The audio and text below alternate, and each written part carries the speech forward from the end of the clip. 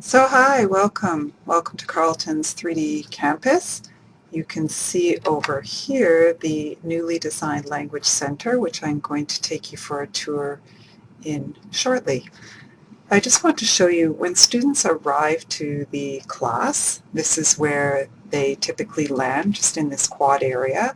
So generally I've got instructions or the first sort of task that we'll be looking at uploaded on the screen. The students can look at the information and either begin or talk to other classmates while they're waiting for everyone else to arrive.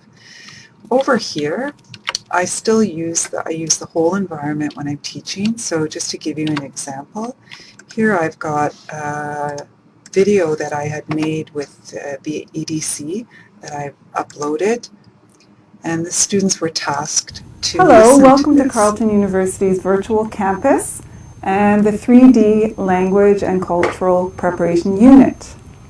Most of you know me already. That's all I'll subject you to. So basically that was used, we used the green screen for recording it, and it was a description of the project. So students were able to listen to a description of the project, including the types of activities we'd be doing and how they would be evaluated. So here's the School of Linguistics and Language Studies. This is the new building and newly designed building. You can see the seasonal representation, colored trees, the greens, the ice surface in the foreground, the water in the background. There's several work surfaces here.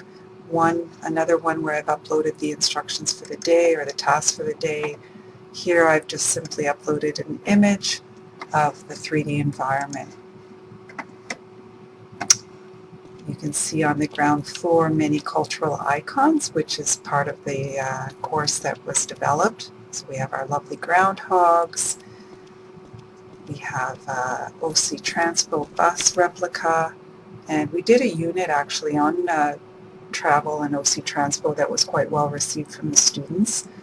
A statue of Terry Fox, which could lead into discussion about cultural monuments, our loons, and over there you can see our CMP officer, who does wave if you get close enough to him. So I wanted to take you upstairs because this is what and look at there, we have our hockey player, number 8. He's not for the Ottawa Senators, but we'll let him go. Anyways, upstairs is what we're most excited about and where the learning and engagement takes place. Classroom number 230 in particular is kind of unique and fun.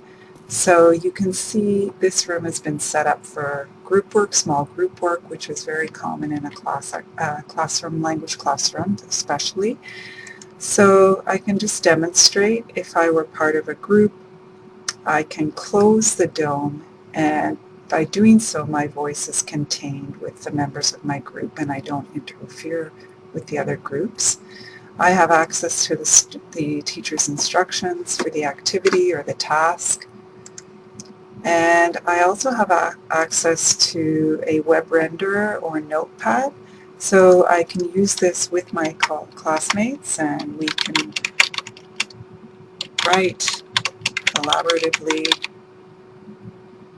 and work on the document together, save it, save the revision, and send it to our instructor for feedback. In addition, this can be used as a web render pad as well, so I can use it as a Google search screen, for example.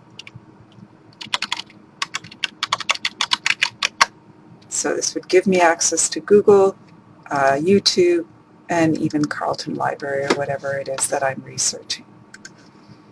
So in addition to the group desks and tables, the teacher or whoever, facilitator, has access to the web render for the whole class to see, the JPEG board where you can upload PPTs or images, and also if there's any issues in terms of that need brainstorming or troubleshooting, there is a screen sharing option where I could see the students' screen and help them through something if they were having difficulty. So this is the small group classroom. We did a lot of work in here during the unit. Many of the activities were done in here. Room 220 is more of a traditional classroom. You can see that there's tables set up for the students to sit and listen to a more traditional style lecture. The teacher also has access here to the Google screen, the notepad, and here's an example of I had the students send a letter to Avaya addressing some of the changes they would make to the system, and also a uploading screen for JPEG, and again the screen share. So these are examples of the classrooms that I used during the activities. Oops. Just looking out from above, you can see the campus outside. I also made use of the Torrey building quite often. Torrey building's great open space, very modern, and yeah, I liked it. Loved it all.